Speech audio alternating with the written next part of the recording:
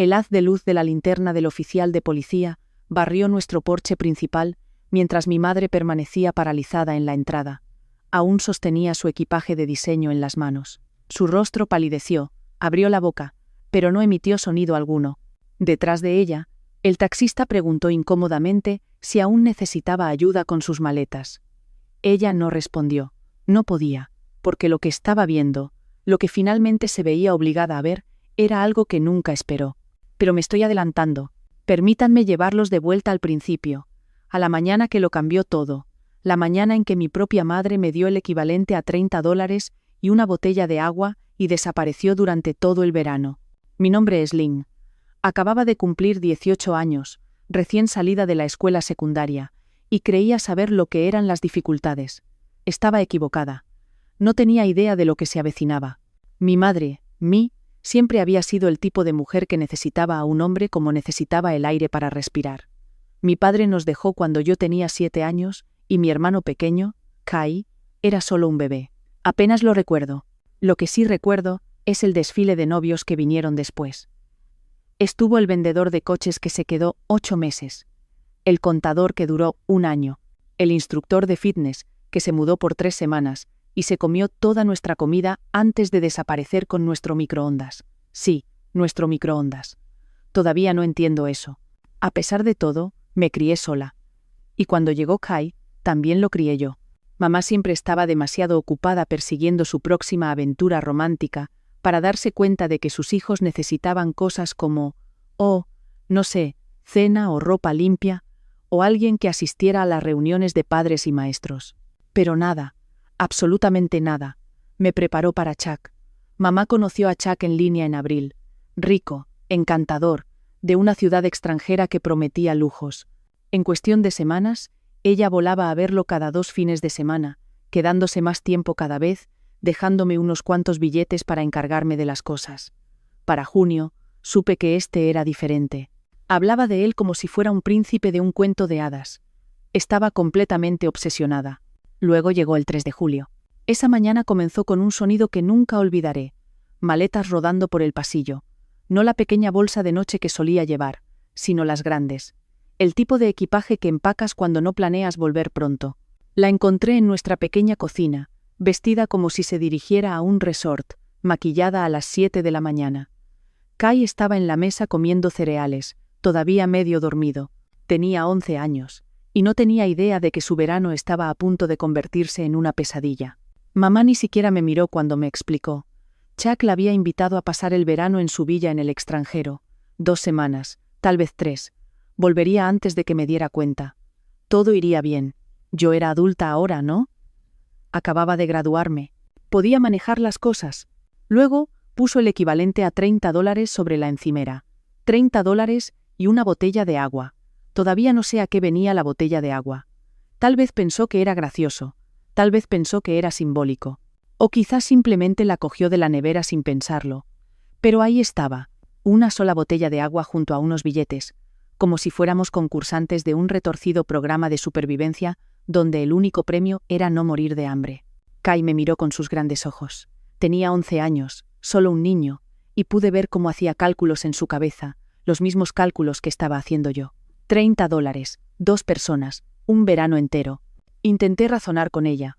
Intenté explicarle que el alquiler de nuestro angosto apartamento se vencía en 10 días, que apenas teníamos comida en la nevera, que Jai necesitaba materiales para sus actividades de verano, que no se podía dejar a 2 niños solos con ese dinero para el supermercado y llamarlo ser madre. Pero mamá ya estaba revisando su teléfono, ya sonriendo ante el mensaje que Chuck le acababa de enviar. Me dijo que estaba siendo dramática. Me dijo que buscara trabajo si necesitaba dinero. Me dijo que esa era su oportunidad de ser feliz y que yo debería apoyarla en lugar de ser tan egoísta. Egoísta. Ella me llamó egoísta. El taxi tocó la bocina afuera. Mamá agarró sus maletas, besó a Jai en la cabeza sin mirarlo realmente y nos dijo que llamaría cuando aterrizara. Luego se fue. Así de simple. La puerta se cerró y la casa quedó en silencio. Kai no lloró de inmediato. Solo se quedó mirando los $30 en la encimera como si intentara multiplicarlos por pura fuerza de voluntad. Deseé tener ese superpoder. Deseé tener cualquier superpoder. Esa primera noche, después de que Jai se durmió, me senté a la mesa de la cocina y conté el dinero de nuevo. $30. Nuestra nevera tenía medio cartón de huevos, algo de pasta sobrante dudosa, algunos condimentos y mucho espacio vacío. El alquiler, 850, se vencía el 13 de julio. La factura de la electricidad estaba sin abrir sobre la encimera. Ni siquiera me atreví a mirarla. Intenté llamar a mamá alrededor de las 9. La llamada fue directamente al buzón de voz. Dejé un mensaje pidiéndole que me devolviera la llamada, tratando de mantener la voz firme, de no sonar tan asustada como me sentía. No devolvió la llamada esa noche, ni a la mañana siguiente, ni a la mañana después. Al tercer día, me di cuenta de que no lo haría. Algunas personas tienen cuentas de ahorro para emergencias. Algunas personas tienen familiares a quienes llamar. Algunas personas tienen redes de seguridad. Nosotros teníamos $30, una botella de agua que ya estaba vacía, y nos teníamos el uno al otro. Miré a mi hermano pequeño durmiendo en el sofá, todavía con la ropa del día anterior porque yo estaba demasiado exhausta para recordarle que se cambiara. Él confiaba en mí. Creía que yo resolvería esto.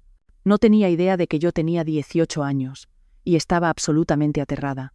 Pero aquí está la cosa sobre estar aterrada. Puedes dejar que te aplaste o puedes dejar que te impulse. Y yo tenía un niño de 11 años contando conmigo. Así que, esa noche tomé una decisión. Iba a encontrar una manera de sobrevivir este verano. Iba a mantener un techo sobre nuestras cabezas y comida en nuestros estómagos. Y cuando mi madre finalmente regresara de sus vacaciones románticas, iba a ver exactamente de lo que sus hijos eran capaces. Ella simplemente no tenía idea de cómo se vería eso realmente. El día 4 comenzó conmigo, mirando nuestra despensa, como si mágicamente pudiera rellenarse durante la noche. Alerta de spoiler. No lo hizo. Teníamos mantequilla de cacahuete, medio pan que se estaba poniendo duro, algo de pasta genérica y exactamente una lata de salsa de tomate. Hice los cálculos. Si comíamos porciones pequeñas, esto podría durar quizás 2 días más. Quizás. Le hice a Jai un sándwich de mantequilla de cacahuete para el desayuno y le dije que era una aventura especial de verano. No me creyó. El niño tenía 11 años. No era estúpido, pero se lo comió sin quejarse. Eso me rompió el corazón más que nada. Ya estaba aprendiendo a esperar menos. Para el día 5, los $30 habían desaparecido. Gasté lo último en leche, pan y una bolsa de arroz. El arroz, pensé, podía durar para siempre. Mi abuela solía decir que el arroz era el gran igualador. Rico o pobre, todos comen arroz. Por supuesto, también solía decir que el trabajo duro siempre da sus frutos. Y yo estaba empezando a dudar de eso último. Empecé a buscar trabajo de inmediato. Uno pensaría que encontrar un trabajo en julio sería fácil. Trabajos de verano por todas partes, ¿verdad? Incorrecto. Cada puesto de comida rápida, cada tienda minorista, cada negocio a poca distancia, ya había contratado a su personal de verano en mayo. Llegué demasiado tarde. El gerente de la tienda de comestibles se rió cuando le pregunté si estaban contratando. No de mala manera, solo de una manera de cariño. ¿Dónde estabas hace 2 meses? Aún así, me dolió. Así que me volví creativa. Mi primer trabajo fue limpiar el garaje de la señora Sau, 3 casas más abajo. Ella había querido organizarlo durante años. Y cuando llamé a su puerta ofreciéndome a hacerlo por $20, me miró como si le hubiera ofrecido un billete de lotería ganador. 8 horas después, tenía $20, una quemadura solar y el conocimiento de que la señora Sau había guardado todos los periódicos desde 1987. No pregunté por qué. Algunas preguntas no necesitan respuestas. El día 7 trajo un nuevo problema, un brillante aviso naranja pegado a nuestra puerta principal. Baxi, nuestro estricto casero, no era un hombre paciente. El aviso nos daba 7 días para pagar el alquiler o enfrentar procedimientos de desalojo. 7 días, $850. Yo tenía exactamente $20 y una quemadura solar. Llamé a mi madre 12 veces esa semana. Cada llamada iba al buzón de voz. A la 8ª llamada, el buzón de voz estaba lleno. A la 10ª llamada, me di cuenta de que me había bloqueado. Mi propia madre había bloqueado mi número mientras yo intentaba decirle que sus hijos podrían terminar sin hogar. Intenté no pensar en lo que eso significaba. Tenía trabajo que hacer. El lavadero de motos, en la avenida Henderson, estaba contratando jornaleros. No se necesitaba experiencia. Pago en efectivo al final de cada turno. Me presenté a las 6 de la mañana y no me fui hasta las 7 de la noche. La paga fue de $65 por la semana, y me gané cada centavo. Aprendí cosas sobre el interior de los coches de extraños que nunca quise saber. Había una patata frita, en una minivan, que estoy bastante segura de que era lo suficientemente vieja como para botar. Otro coche tenía tantos pelos de perro que estornudé durante 3 horas seguidas, pero seguí apareciendo, seguí frotando, seguí sonriendo a los clientes que me ignoraban. Mientras tanto, se suponía que Jai comenzaría el campamento de verano esa semana. El depósito era de $40. Dinero que obviamente no teníamos. Me dijo que estaba bien, que en realidad no quería ir de todos modos, pero lo oí llorar en su habitación esa noche. Uno de los niños del vecindario se había burlado de él por llevar los mismos pantalones cortos 3 días seguidos. Lo llamó pobre. Lo llamó sucio. Mi hermano pequeño, que no había hecho nada malo, que solo estaba tratando de sobrevivir a la misma situación imposible que yo, quise encontrar a ese niño y darle una lección. En lugar de eso, fui a mi armario y saqué mi vestido de graduación. Era azul pálido, hasta el suelo, la cosa más bonita que jamás había poseído. Ahorré durante 6 meses para comprarlo. Me sentí como una princesa al usarlo. La tienda de segunda mano me dio $35 por él. Me dije a mí misma que era solo un vestido. Me dije a mí misma que no importaba. Pero al salir de esa tienda, sentí que había vendido una parte de mí misma, una parte de la chica que solía ser antes de que este verano me convirtiera en alguien más dura. El día 9 trajo otro correo. Una advertencia de la compañía de electricidad. Pago atrasado. Interrupción del servicio en 14 días. Lo añadí a la pila de cosas en las que no podía permitirme pensar. Para el día 10, nuestra nevera no contenía nada más que condimentos. Ketchup, mostaza, un tarro de pepinillos y algo en un recipiente que tenía demasiado miedo de abrir. Kai bromeó sobre tener un festín de condimentos, y yo me reí, aunque quería llorar.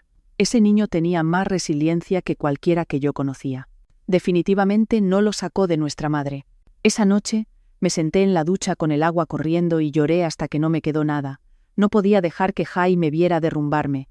Se suponía que yo era la fuerte. Se suponía que yo tenía respuestas. Pero tenía 18 años. Estaba agotada, sin dinero y completamente sola. Baxi apareció de nuevo, su bigote crispándose con cada palabra. 3 días restantes, dijo. 3 días para pagar o empezar a empacar.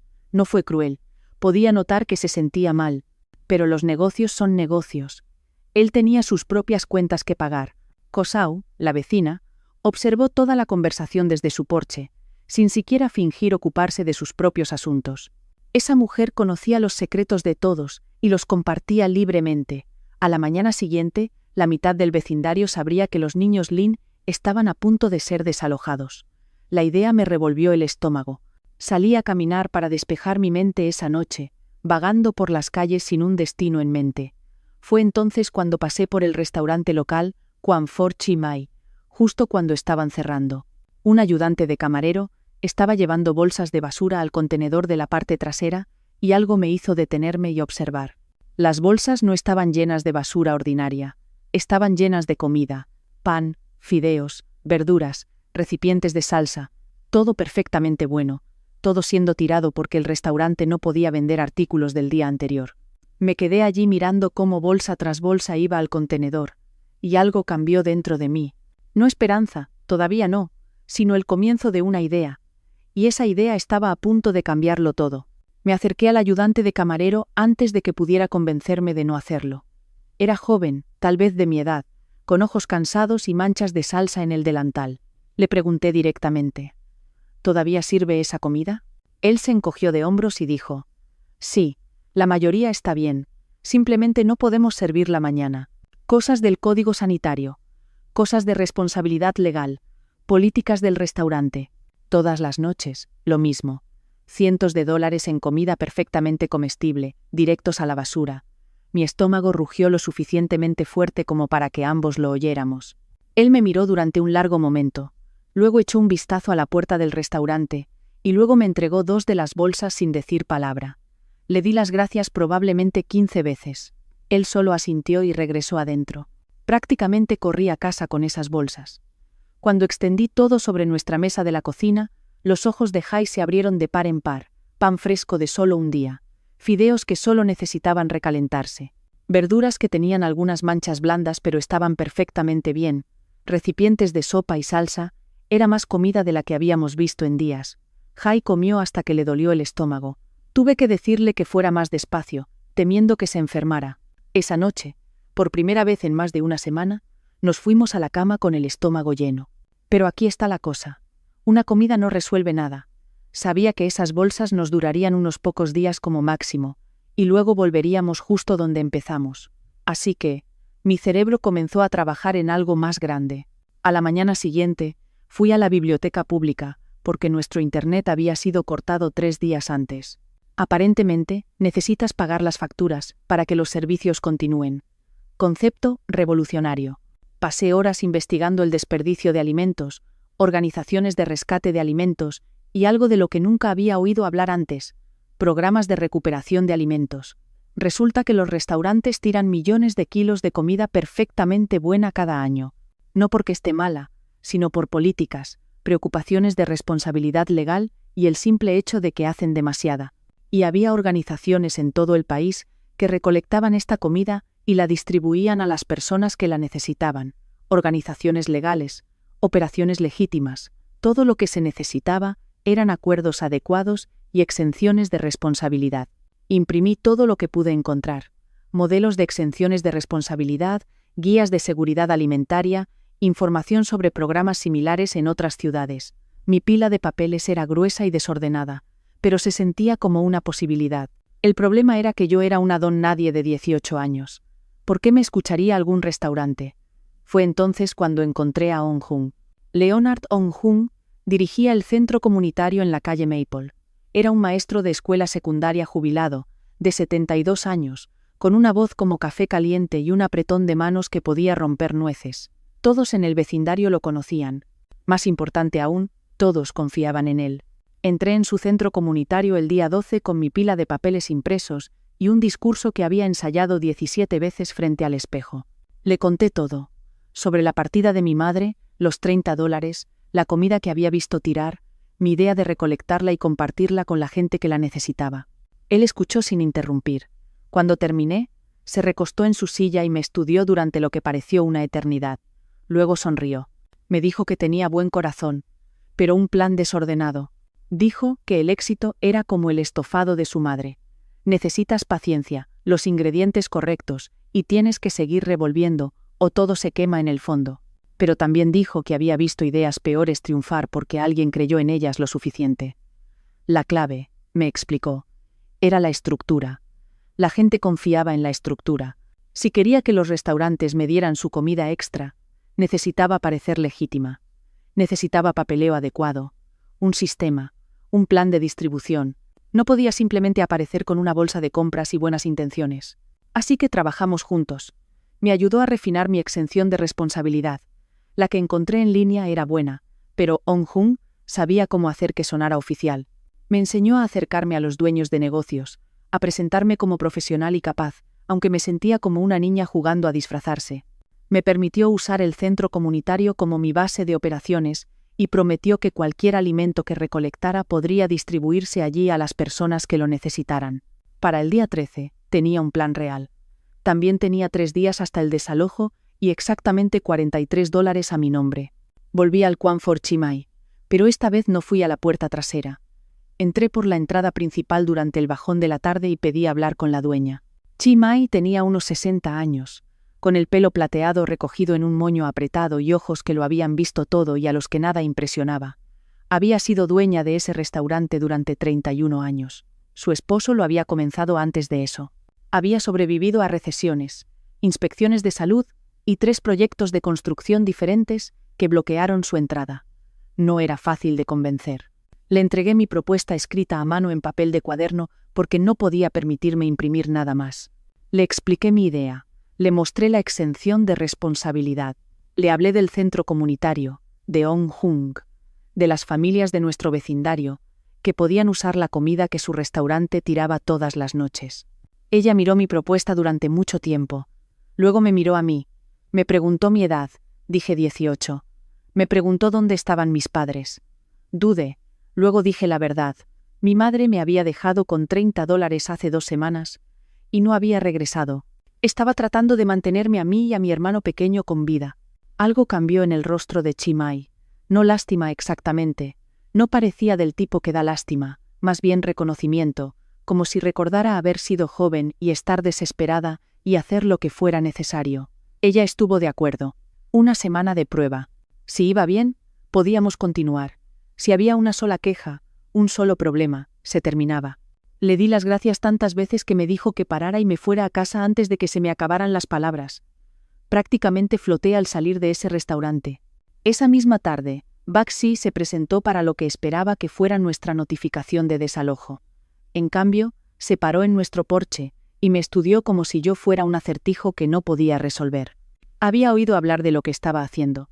La máquina de chismes de Kosau había sido útil por una vez. Había oído que estaba tratando de ayudar a la gente.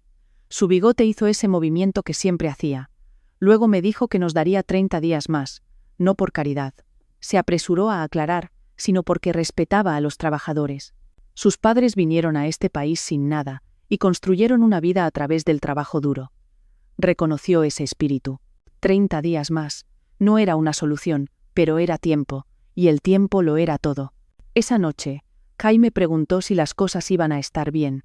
Miré a mi hermano pequeño, que había sido tan valiente a pesar de todo, que nunca me había culpado ni se había quejado, incluso cuando las cosas estaban en su peor momento. Le dije que sí, y por primera vez, desde que mamá se había ido, realmente lo creí. Lo que no sabía era que nuestra historia apenas comenzaba. Las partes más difíciles aún estaban por delante, pero también los momentos más increíbles que jamás pude haber imaginado, incluido aquel en el que el rostro de mi madre finalmente apareció en nuestra puerta y encontró algo que nunca esperó esperándola. La primera noche oficial de lo que ahora llamaba mi operación de rescate de alimentos ocurrió el día 14. Me presenté en la puerta trasera de Chimay exactamente a las 10, con neveras prestadas de Onghung y una energía nerviosa que me hacía temblar las manos. El mismo ayudante de camarero de antes, que supe se llamaba Tom, tenía todo listo. 3 bolsas de pan, 2 recipientes de fideos, verduras clasificadas y limpias, y una bandeja de sopa que no se había vendido esa noche. Cargué todo en las neveras como si estuviera manipulando tesoros, porque para mí lo era. A la mañana siguiente, me instalé en el centro comunitario a las 7. Onghung había corrido la voz a través de su red. Maestros jubilados, amigos de la iglesia, vecinos que conocía desde hacía décadas. A las 8, había una fila de personas esperando. Ancianos con ingresos fijos, madres solteras con niños agarrados a sus brazos. Un veterano en silla de ruedas, que no había comido caliente en 3 días. Repartí comida hasta que no quedó nada. Y sucedió algo que no esperaba. La gente me dio las gracias. No solo agradecimientos corteses, sino gratitud real. Una mujer, la señora Van, me agarró las manos y me dijo que yo era un ángel. Yo no era un ángel. Yo solo era una adolescente desesperada que había tropezado con algo más grande que ella. Al final de esa primera semana, la noticia se había extendido más allá de la red de Onghung. La gente que aparecía era gente que nunca había visto antes. La demanda crecía, pero mi suministro todavía era solo un restaurante. Así que me expandí. El Búfalo Dorado, un restaurante de banquetes, fue mi segundo socio. El dueño era escéptico al principio. Su español no era perfecto, y creo que le preocupaban los problemas de responsabilidad legal. Pero cuando le mostré la exención, ahora correctamente mecanografiada e impresa, gracias al acceso gratuito a la computadora de la biblioteca, asintió lentamente. Los buffets, explicó, tenían aún más desperdicio que los restaurantes normales. La comida no podía estar expuesta por más de cierto tiempo. Normas del Código Sanitario. Todas las noches tiraba suficiente comida para alimentar a 30 personas. Ya no. La panadería Amanecer vino después. La dueña, una mujer alegre llamada Patricia, en realidad lloró cuando le expliqué lo que estaba haciendo. Su abuela había crecido durante la depresión, dijo. La idea de tirar pan bueno mientras la gente pasaba hambre siempre la había molestado. Simplemente, nunca supo que había otra opción. Kai se convirtió en mi mano derecha, mi director financiero. Se llamaba a sí mismo, organizador jefe de alimentos. Se tomó el trabajo increíblemente en serio. Incluso se hizo una pequeña etiqueta con su nombre con cartón y rotulador. Todas las tardes, me ayudaba a clasificar las donaciones, organizar el horario de distribución y llevar un inventario de lo que teníamos. El niño tenía 11 años y manejaba la logística mejor que la mayoría de los adultos que conocía. Para el día 25, tenía 6 restaurantes asociados y estaba alimentando a más de 40 familias a la semana. El centro comunitario se había convertido en un centro de actividad. Los voluntarios comenzaron a aparecer. Personas que querían ayudar, personas que habían sido ayudadas y querían devolver el favor. On-Jung coordinaba todo con la calma eficiencia de un hombre que había pasado 30 años gestionando adolescentes. Incluso Ko-Sau dejó de chismear y comenzó a ser voluntaria. Todavía no confiaba plenamente en ella. Los viejos hábitos tardan en morir, pero aparecía todas las mañanas para ayudar a clasificar el pan, y no había difundido un solo rumor en días. La gente puede sorprenderte a veces. Luego llegó el día 30. Estaba en medio de la organización de una entrega, cuando mi teléfono vibró con un mensaje de texto de un número desconocido, excepto que no era desconocido. Era el nuevo teléfono canadiense de mi madre. El mensaje era breve y brutal. Pasando lo increíble. Chuck propuso matrimonio. Boda en septiembre. No me molestes con dramas. Eso fue todo. Ni una pregunta sobre cómo estábamos. Ni una disculpa por desaparecer. Ni un reconocimiento de que había dejado a sus hijos con $30 y una botella de agua hace un mes. Solo un anuncio sobre su compromiso y una instrucción de no molestarla. Kai vio mi rostro y preguntó qué pasaba. Le enseñé el texto. Lo leyó 2 veces, luego me devolvió el teléfono sin decir palabra. Pero vi algo en sus ojos que no había estado allí antes. No tristeza, sino algo más duro, como si el último pedacito de él que todavía esperaba que mamá regresara y lo arreglara todo, se hubiera desmoronado finalmente. No hablamos de eso. Había trabajo que hacer. El día 33 trajo un nuevo desafío. Estaba en el centro comunitario cuando una mujer con un blazer y un portapapeles entró con una expresión que significaba negocios.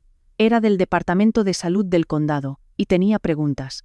Alguien había presentado una queja, anónima, dijo, pero alguien había informado que yo estaba distribuyendo alimentos sin los permisos adecuados, sin inspecciones de salud, sin ninguna de las aprobaciones oficiales que requerían las operaciones alimentarias legítimas. Mi corazón se hundió. Pensé en todo lo que había construido en las últimas 3 semanas. Las asociaciones, las familias que contaban con nosotros, los voluntarios que aparecían todos los días. Todo podía desaparecer debido a una sola queja. La inspectora de salud, cuyo nombre era señora Reeves, no fue cruel. Podía ver que lo que estábamos haciendo era bueno. Pero las reglas son las reglas. Si quería continuar, necesitaba permisos adecuados, un espacio de cocina certificado y el estado oficial de organización sin fines de lucro. ¿El costo? Aproximadamente $500 en tarifas, además de encontrar una cocina comercial para operar. Me dio 2 semanas.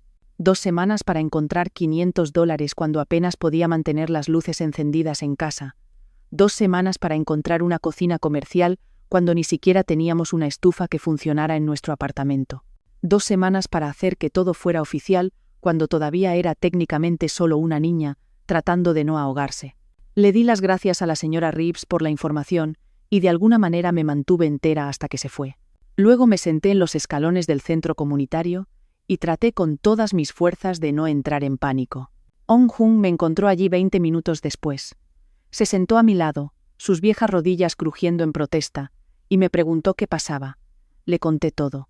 Se quedó en silencio por un largo momento. Luego dijo algo que nunca olvidaré. Dijo que los obstáculos eran solo oportunidades con máscaras feas.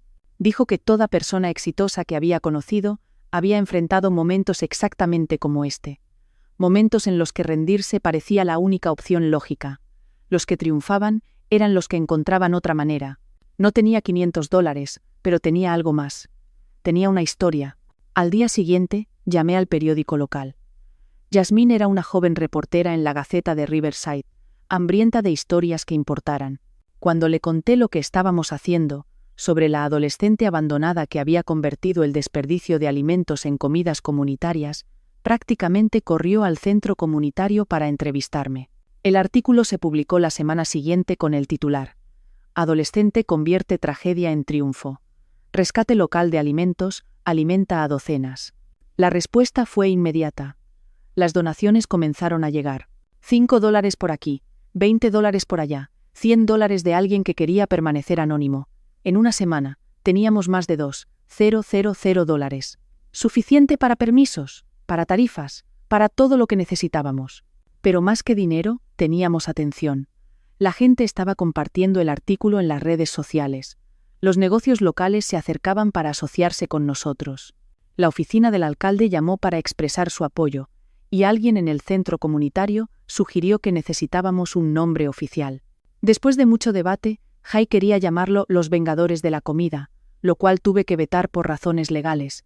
Nos decidimos por la cocina de segunda oportunidad, Bep Jai Bong, porque eso era lo que le estábamos dando a la gente, y eso era lo que la vida me había dado a mí. Lo que no sabía era que el artículo había llegado más lejos que nuestro pequeño pueblo. Había llegado hasta Canadá, y había puesto en marcha algo que llevaría todo a un punto crítico de maneras que nunca podría haber predicho. La entrevista televisiva ocurrió el día 44. Channel 7 News había recogido la historia del artículo del periódico, y de repente yo estaba sentada en un estudio real con cámaras de verdad y una presentadora de noticias real haciéndome preguntas sobre mi vida. Nunca había estado tan nerviosa. La maquilladora trató de cubrir las bolsas bajo mis ojos y necesitó mucho corrector. Le dije que no había dormido bien en 44 días. Ella simplemente añadió más polvo en silencio y me deseó suerte. La entrevista se emitió esa noche. La presentadora, una mujer pulcra llamada Rebeca, había investigado. No solo preguntó sobre la cocina de segunda oportunidad, preguntó sobre cómo empezó todo, sobre la partida de mi madre, sobre los $30 sobre todo. Yo no había planeado contar toda la verdad. Había preparado respuestas vagas sobre circunstancias difíciles y desafíos familiares, pero sentada allí bajo esas luces brillantes, algo cambió. Pensé en Kai, mirando en casa. Pensé en todas las personas que habíamos ayudado que tenían sus propias historias de lucha y supervivencia. Pensé en cómo el silencio protege a las personas que nos lastiman. Así que dije la verdad, toda ella. Dije que mi madre se había ido con su novio el 3 de julio. Dije que nos había dado $30 y una botella de agua para todo el verano. Dije que había bloqueado mis llamadas y enviado un solo texto en 6 semanas, no para ver cómo estábamos, sino para anunciar su compromiso. Dije que todo lo que había construido provenía de la desesperación, no de la inspiración. El rostro de la presentadora cambió mientras hablaba. Pude ver al equipo detrás de las cámaras intercambiando miradas. Esta no era la historia conmovedora que esperaban. Esto era algo crudo. El segmento se emitió esa noche con un nuevo titular. Adolescente abandonada crea imperio de alimentos mientras su madre vacaciona en el extranjero. A la mañana siguiente, la historia se había vuelto viral, no solo a nivel local, sino nacional. Los medios de comunicación la estaban recogiendo, compartiéndola, comentándola. Mi teléfono explotó con notificaciones, solicitudes de entrevistas, mensajes de apoyo de extraños en todo el país. La cocina de segunda oportunidad recibió más donaciones en 24 horas de las que habíamos recibido en todo el mes anterior. Un empresario local, el señor Fitzgerald, que dirigía una empresa de catering, nos ofreció el uso de su cocina comercial de forma gratuita. Nuestras solicitudes de permiso fueron tramitadas rápidamente por el condado. Nos convertimos oficialmente en una organización sin fines de lucro, registrada con estado de exención de impuestos. 12 restaurantes se asociaron con nosotros. Estábamos alimentando a más de 80 familias cada semana. Los voluntarios se inscribían más rápido de lo que podíamos entrenarlos. Pero la historia también había llegado a Canadá. Mi madre llamó el día 46. Casi no contesto. Pero algo me hizo descolgar. Estaba furiosa, no arrepentida, no preocupada, furiosa. Su voz temblaba de rabia mientras exigía saber cómo podía avergonzarla de esa manera. La familia de Chuck había visto la noticia. Sus socios de negocios la habían visto. Todo el mundo estaba haciendo preguntas sobre qué tipo de mujer abandona a sus hijos. La escuché despotricar durante casi 5 minutos sin decir una palabra. Cuando finalmente hizo una pausa para respirar, dije una cosa. Nos dejaste con $30 durante casi 2 meses. Balbuceó algo acerca de que yo era dramática, acerca de exagerar, acerca de no entender las relaciones adultas. Luego anunció que regresaría de inmediato para arreglar este desastre y dejar las cosas claras. Colgó antes de que yo pudiera responder. Debería haberme sentido asustada. En cambio, sentí algo más cercano a la paz. Que viniera, que viera lo que habíamos construido, que se enfrentara a la verdad de la que había estado huyendo. Lo que no sabía, lo que no podía saber, era que la noticia había llamado la atención de más que solo mi madre. Kosau, Mi vecina chismosa, que se había convertido en una improbable voluntaria, había estado guardando un secreto durante semanas. Cuando todavía era solo la metomentodo del vecindario, había sido ella quien presentó la denuncia anónima ante el Departamento de Salud. Había sido escéptica de lo que estaba haciendo, preocupada por los riesgos para la salud, tal vez un poco celosa de la atención que estaba recibiendo, pero mientras me veía trabajar, verme luchar, verme entregarlo todo para ayudar a la gente, algo cambió en ella. Culpa tal vez, o admiración genuina, fuera lo que fuese, la empujó a hacer algo más. 3 semanas antes de que se emitiera la noticia, Kosau había llamado a los Servicios de Protección Infantil, CPS, no para hacerme daño, sino para ayudar. Había informado que un niño de 11 años había sido dejado sin un tutor adecuado durante más de un mes. Había proporcionado fechas, detalles, todo lo que había observado, y CPS había abierto una investigación. No podían hacer mucho mientras mi madre estuviera en el extranjero, fuera de su jurisdicción, pero habían estado observando, esperando, construyendo un caso. Cuando la noticia confirmó todo, incluida la ubicación de mi madre y sus planes de regresar, se coordinaron con la policía local. Día 47, el día en que aterrizó el avión de mi madre. Yo estaba en casa con Jai cuando escuchamos los coches detenerse. Varios coches. Miré por la ventana y vi 2 patrullas de policía y un sedán sin distintivos estacionados frente a nuestra casa. Mi primer pensamiento fue que algo había salido mal con la cocina de segunda oportunidad. Un problema de permisos, una queja, algo que había pasado por alto. Le dije a Jai que se quedara dentro, y salí a recibirlos. El oficial a cargo, un hombre alto con ojos amables llamado Sargento Morrison, preguntó si yo era Lynn. Dije que sí. Preguntó si se esperaba que mi madre regresara a casa hoy. Dije que sí, que debería llegar en cualquier momento. Luego explicó por qué estaban allí. Abandono infantil, negligencia de un menor, falta de provisión de cuidado adecuado para un dependiente. Estos eran cargos serios, dijo, y necesitaban hablar con mi madre tan pronto como llegara. Me quedé en mi porche y procesé esta información. Mi madre estaba a punto de ser interrogada por la policía por lo que nos había hecho. No porque yo la hubiera denunciado, no lo hice, sino porque alguien más había visto la verdad y se había negado a guardar silencio. 20 minutos después, un taxi se detuvo en la acera. Mi madre salió pareciendo que acababa de salir de un resort, bronceada, relajada, gafas de sol de diseño posadas en su cabeza. Tenía 2 maletas nuevas, caras, probablemente regalos de Chuck. Ya estaba componiendo su rostro en una expresión de justa indignación, lista para irrumpir y tomar el control. Luego vio los coches de policía. Sus pasos se ralentizaron. Su expresión cambió de ira a confusión, a algo que se acercaba al miedo. Miró a los oficiales, luego a mí, luego de vuelta a los oficiales. El sargento Morrison se acercó a ella con calma, y le explicó quién era y por qué estaba allí. Vi el rostro de mi madre pasar por una docena de emociones. Shock, negación, indignación, pánico. Trató de discutir. Trató de explicar. Trató de presentar sus vacaciones como algo razonable. Pero luego cometió el error de mirar más allá de los oficiales, más allá de mí, hacia el centro comunitario, a 2 cuadras de distancia. Había una pancarta colgando sobre la entrada. Ahora, la cocina de segunda oportunidad, sirviendo a nuestra comunidad. Y debajo, una foto mía y de Kai sonriendo. Ella se quedó mirando esa pancarta durante un largo y silencioso momento. Luego me miró. Realmente me miró, tal vez por primera vez en años. Yo no era la asustada joven de 18 años que había dejado atrás. Estaba de pie, sana, segura. Kai apareció a mi lado, sin esconderse, sin llorar, sino de pie con los hombros hacia atrás como alguien que había aprendido su propio valor. No estábamos rotos, no estábamos desesperados, no éramos el desastre que ella había dejado atrás. Éramos supervivientes, estábamos prosperando. Y ella se lo había perdido todo. Su boca se abrió, pero no salió ningún sonido. Su equipaje de diseñador quedó olvidado en la calle. Su verano de cuento de hadas había terminado, y la vida real estaba esperando. Los oficiales le pidieron que fuera con ellos para responder algunas preguntas. Ella fue. ¿Qué otra opción tenía?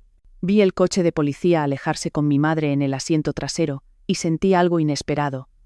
No triunfo, no satisfacción, solo una tranquila y profunda sensación de paz. Pasara lo que pasara después, ya habíamos ganado.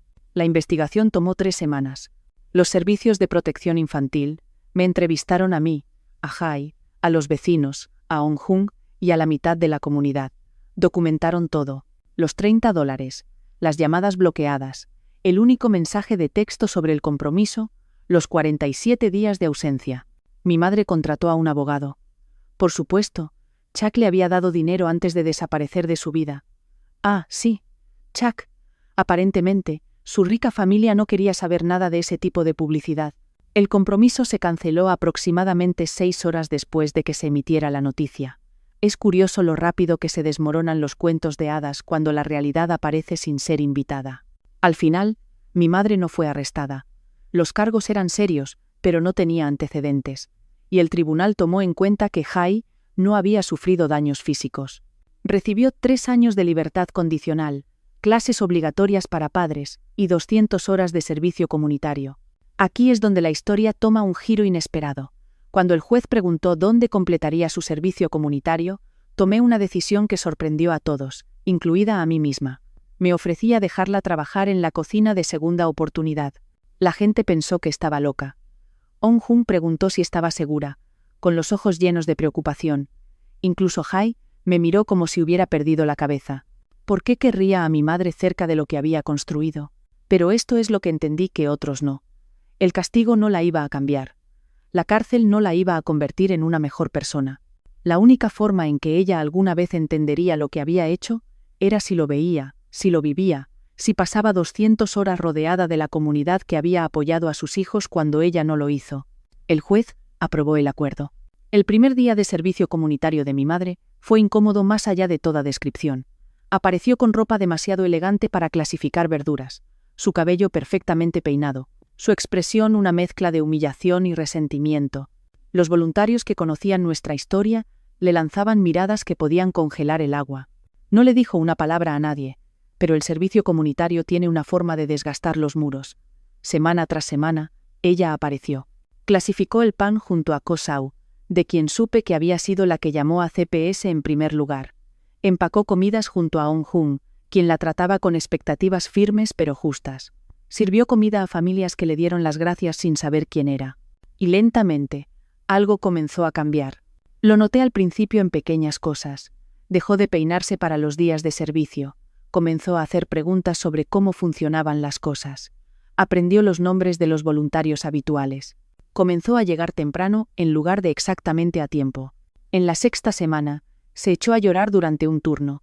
Estábamos en la trastienda, solo nosotras dos, empaquetando comidas para la entrega. De la nada, comenzó a sollozar. Sollozos feos y desordenados que intentó ocultar detrás de sus manos. Cuando finalmente recuperó el aliento, me miró con los ojos rojos y dijo algo que había esperado toda mi vida escuchar. Lo siento. No lo siento, pero no lamento que te sintieras así. Solo esas 2 palabras, crudas y sin defensas. Dijo que había pasado toda su vida buscando a alguien que la cuidara. Después de que mi padre se fue, había estado tan desesperada por encontrar esa seguridad de nuevo, que se había olvidado de que se suponía que ella era quien debía proveerla. Dijo que se había convencido a sí misma de que estábamos bien, que yo era lo suficientemente madura para manejar las cosas, que su felicidad también importaba.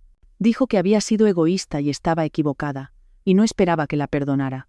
No la perdoné, no ese día. El perdón no es un interruptor que se acciona, es una puerta que se abre lentamente, revisando si hay trampas en el camino.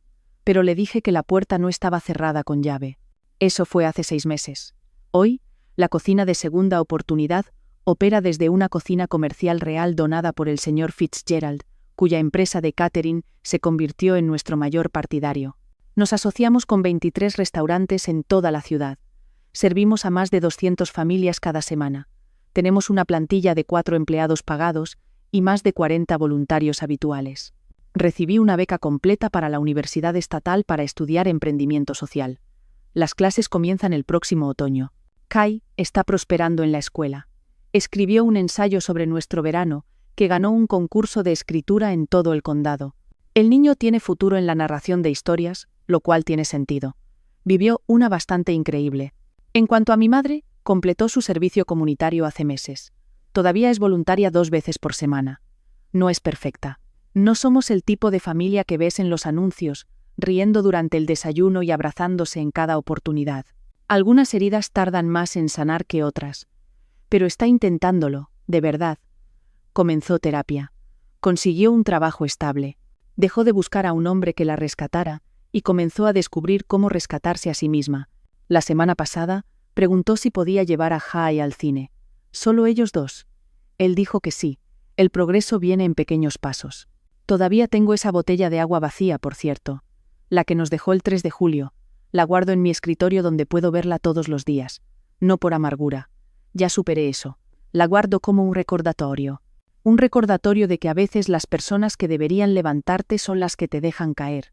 Un recordatorio de que tocar fondo no es el final de la historia, es solo el cimiento sobre el que se construye. Un recordatorio de que $30 y una botella de agua pueden convertirse en algo extraordinario si te niegas a rendirte.